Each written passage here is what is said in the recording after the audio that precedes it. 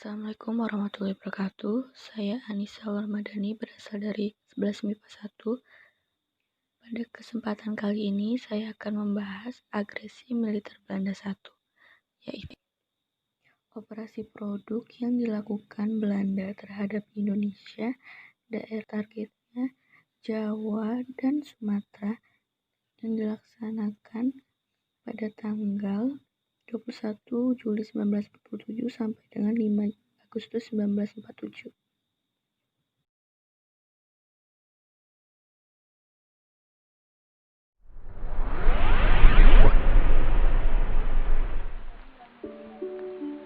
Latar belakang terjadinya peristiwa Medan Area. Hal ini saya kutip dari Wikipedia dan buku Cetak Sejarah Indonesia,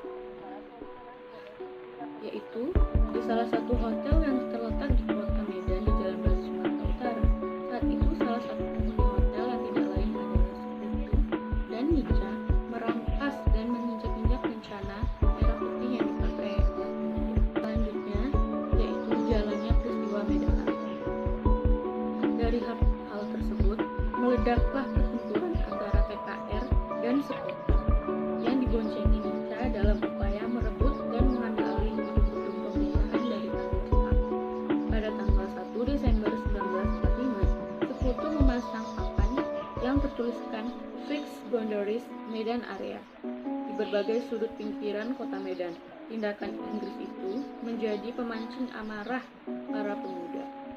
Para pemuda membalas aksi-aksi tersebut. Setiap usaha pengusiran dibalas dengan penghukuman. Bahkan sering sekali terjadi tembak-menembak. Pada tanggal 10 Desember 1945, pasukan Inggris dan Nica berusaha menghancurkan konsentrasi TKR di Trapos.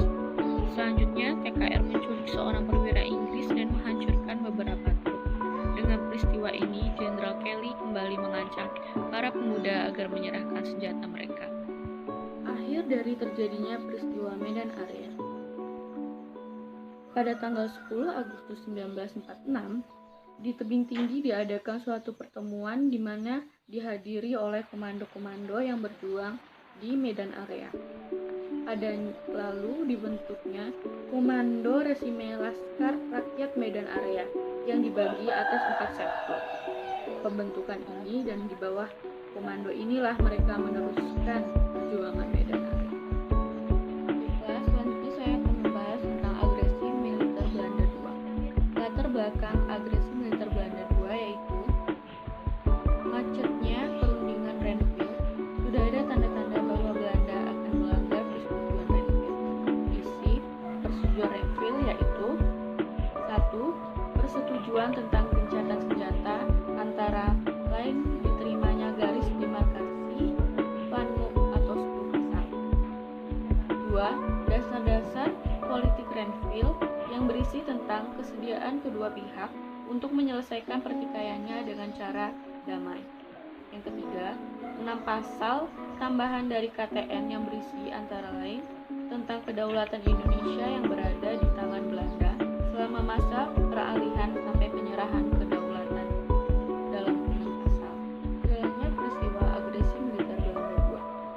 Agresi militer Belanda II itu telah menimbulkan bencana militer dan politik baik Belanda maupun Indonesia. Dengan taktik perang kilat, Belanda melancarkan serangan di semua front RI. Serangan diawali dengan penerjunan pasukan-pasukan payung di pangkalan udara Maguwo dan dengan cepat berhasil menduduki ibu kota Yogyakarta. Presiden Soekarno dan Wakil Presiden Hatta beserta sejumlah menteri, kepala staf Angkatan Udara Komodor Surya Dharma dan lainnya juga ikut ditawan tentara Belanda.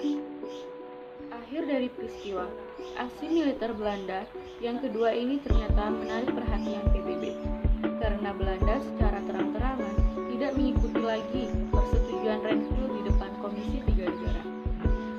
Pada tanggal 24 Januari 1949, Dewan Keamanan PBB membuat resolusi agar Republik Indonesia dan Belanda segera menghentikan permusuhan dan membebaskan Presiden RI dan para pemimpin.